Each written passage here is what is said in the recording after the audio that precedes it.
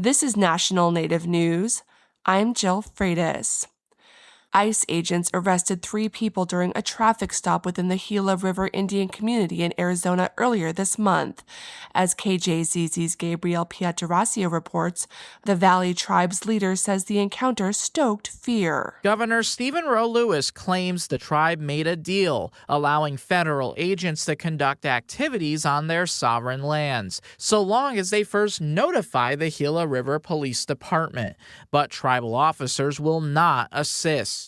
Now, with this recent incursion, that agreement clearly broke down and needed to be urgently and directly and clearly addressed.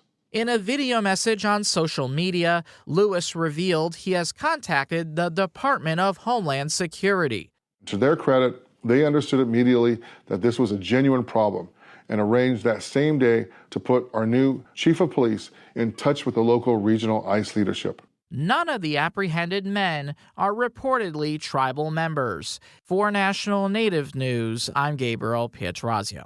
A proposed logging project in Alaska's Tongass National Forest is facing opposition over concerns it could affect wildlife and subsistence hunting in southeast Alaska.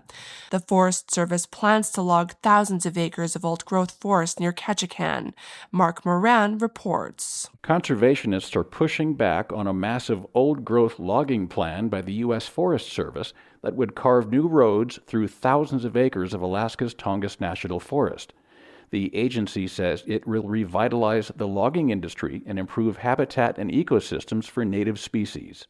The Revilla Integrated Research Project aims to log 4,000 acres of old-growth trees in the Tongass near Ketchikan, harvest 83 million board feet for timber, and build more than 40 miles of roadway. Southeast Alaska Conservation Council's Nathan Newcomer says the development plan threatens the habitat of a number of animals. He says even the Forest Service has acknowledged the risk. Deer, bears, wolves, birds like the queen Charlie goshawk. They also state that they acknowledge the significant likelihood of impacts to subsistence, including on deer harvest.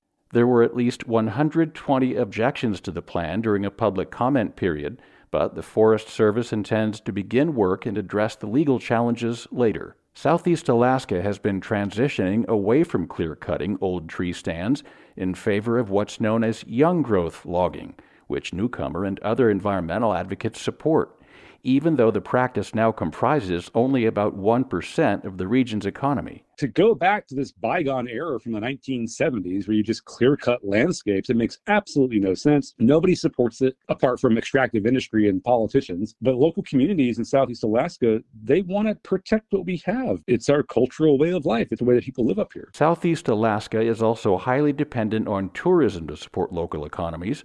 Driven largely by cruise ship traffic, the region sees as many as 2 million visitors a year, according to Alaska's Southeast Conference.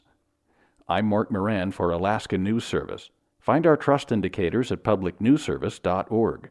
On this day in 1828, Ho-Chunk, Potawatomi, Ojibwe, and Ottawa leaders signed a treaty with the United States at Green Bay. The Native leaders had declined a U.S. request to cede additional land.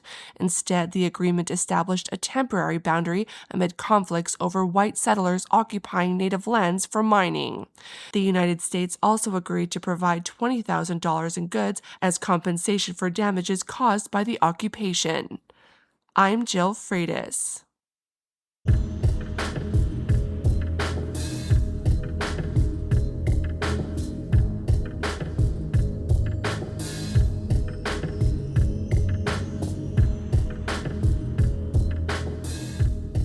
National Native News is produced by Koahnic Broadcast Corporation with funding by the Corporation for Public Broadcasting.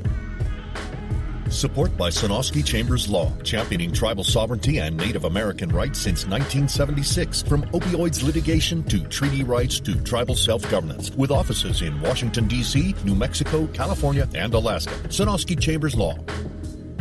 BizCon Alliance 3-day conference takes place October 6th at the Foxwood Resort in Connecticut, connecting government and business decision makers to address today's federal, local, and tribal business landscape. More at bizconalliance.com. Command Holdings supports this show.